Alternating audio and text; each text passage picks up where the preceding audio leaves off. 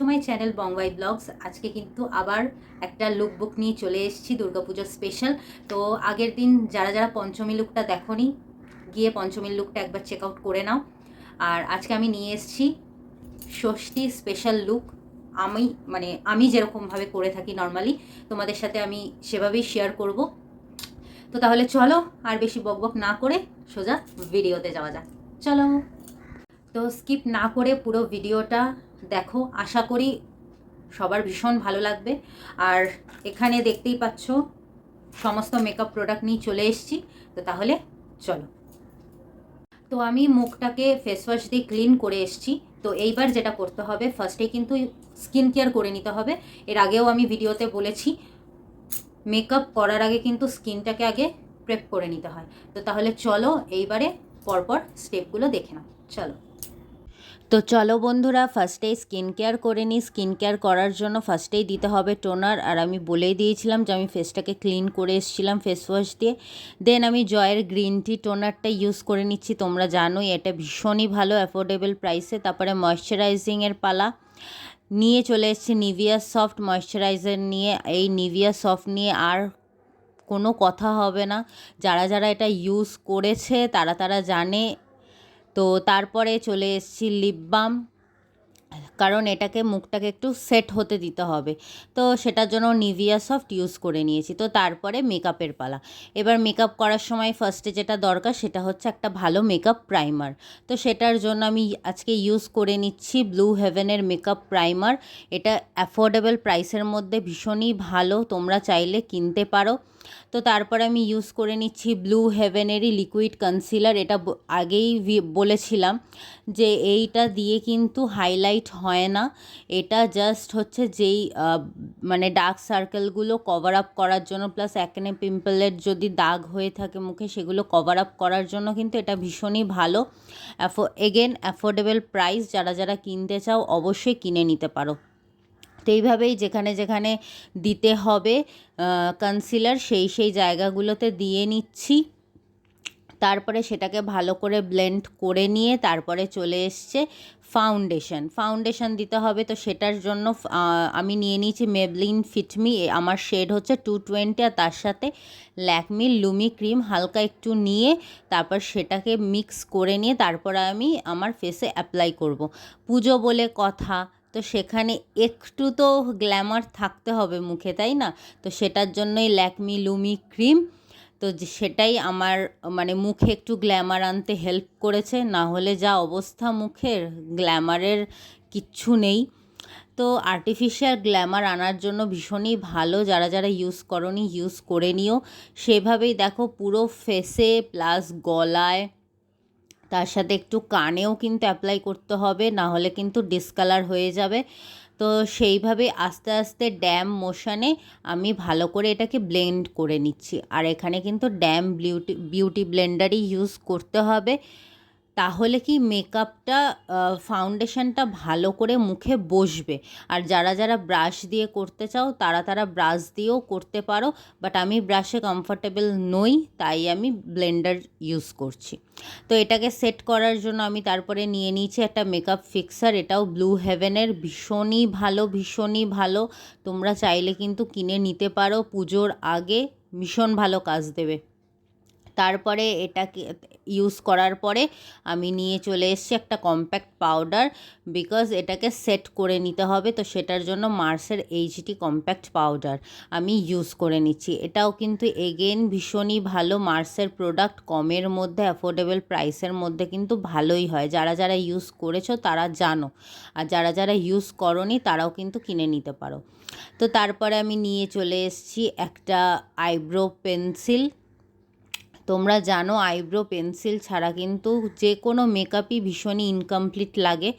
তো সেটার জন্য আমি ইউজ করে নিচ্ছি হিলারি রোডার আইব্রো পেন্সিলটা, মেকআপ নয়, আইব্রো পেন্সিলটা। এটাও কিন্তু অ্যাফোর্ডেবল প্রাইসের মধ্যে ভীষণই ভালো। আমি কিন্তু এখানে ডার্ক ব্রাউন শেডটা ইউজ করছি, বিকজ তোমরা জানো আমি ব্ল্যাক শেডটা আমি ইউজ করি না, বিকজ ভীষণ আর্টিফিশিয়াল লাগে। তো আমি এইভাবে করে ইউজ করে নিচ্ছি। তারপরে একটা স্পুলি দিয়ে আমি সেটাকে ব্লেন্ড আউট করে নিলাম। তারপরে চলে এলাম আই আই মানে আই মেকআপ করার জন্য। তো সেটার জন্য আমি ব্লু হেভেনের একটা প্যালেট থেকে একটা লাইট ব্রাউন শেড নিয়ে ফার্স্টে ক্রিজ লাইনে ব্লেন্ড করে নিচ্ছি ইনার কর্নার অবধি।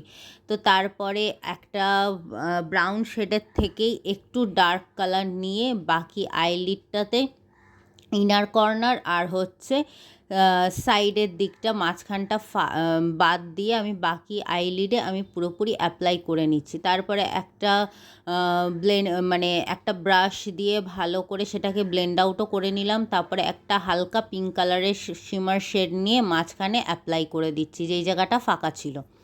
তো এইভাবে করে আমি একটু হালকার ওপরেই আমি আই মেকআপটা করলাম। বিকজ মানে কি বলো তো, আমার পুজোর সময়ও না মানে আমি বেশি ডার্ক আইলিড আমি পছন্দ করি না। এবার যারা যারা পছন্দ করো তারা তোমাদের শেড অনুযায়ী তোমরা অ্যাপ্লাই করে নিতে পারো।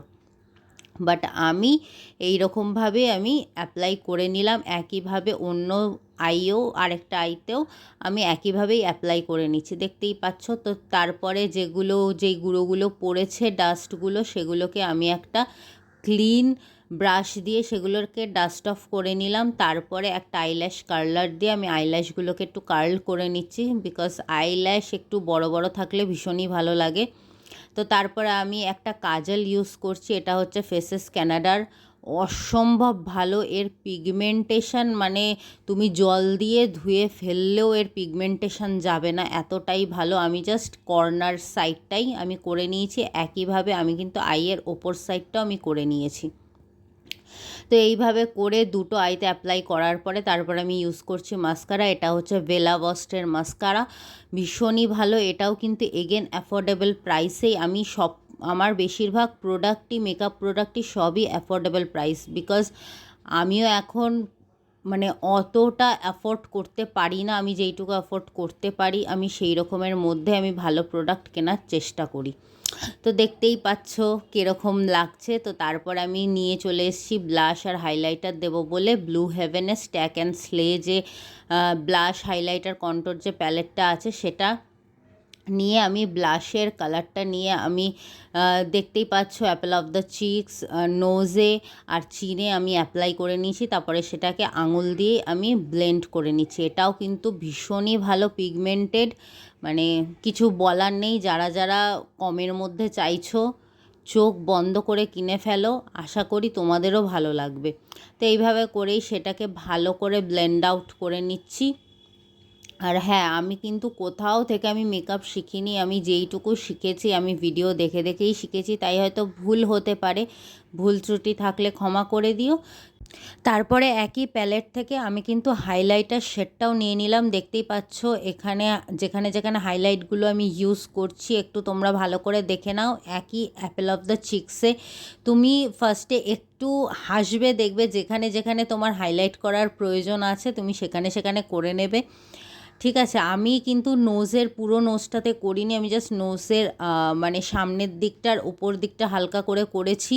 আর দেখতেই পাচ্ছ আইব্রো বোনেও আমি করেছি হাইলাইটিং। তার সাথে কিন্তু আই কর্নারে কিন্তু করতে ভুলবে না, ভীষণই ভালো লাগে। তো চমকাতে সবারই ইচ্ছা করে, তাই তো? পুজোতে একটু না চমকালে ভালো লাগে বলো? মানে সত্যি কথা বলছি, আমার হাইলাইটিং পার্টটা আমার ভীষণ ভালো লাগে। তারপরে কিন্তু একটা মেকআপ ফিক্সার ইউজ করে নিচ্ছি, এটা এগেন ব্লু হেভেনের মেকআপ ফিক্সার, পুরো মেকআপটাকে সেট করার জন্য। জাস্ট হালকা করে একটু বিউটি ব্লেন্ডার দিয়ে হালকা হালকা করে একটু ড্যাব করে নেবে, তাহলে কি জিনিসটা পুরো সেট হয়ে যাবে। তারপরে আমি একটা বায়োটিকের একটা রেড শেড নিয়ে নিয়েছি লিপস্টিক, দেখতেই পাচ্ছ। এটার সাথে আমি রেড লিপস্টিক দিচ্ছি, বাট চাইলে তোমরা কিন্তু অন্য লিপস্টিকও ইউজ করতে পারো, আমি বায়োটিকের ইউজ করছি।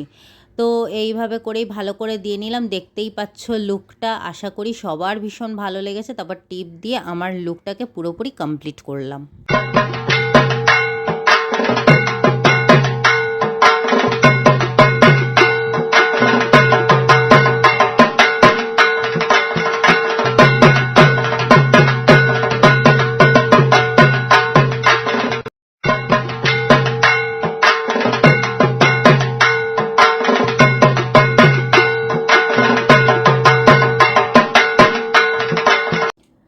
বন্ধুরা এই হচ্ছে আমার ষষ্ঠী স্পেশাল লুকটা কেমন লাগলো অবশ্যই কিন্তু নিচে কমেন্ট করে জানিও।